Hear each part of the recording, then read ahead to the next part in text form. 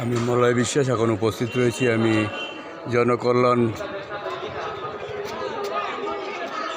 সেবামূলক একটা সংস্থা আস্থার কাছে রয়েছে। এরা প্রতি বছরই নিঃস্বার্থভাবে মানুষের পাশে থাকে, মানুষের কাছে থাকে, মানুষের সাথে থাকে এবং গরিব মানুষের উপকারের জন্য এরা সবসময় কাজ করে যায়। আমি দেখাচ্ছি,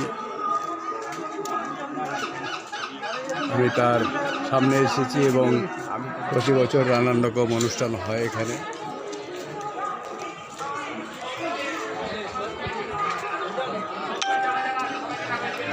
দাদা ভালো,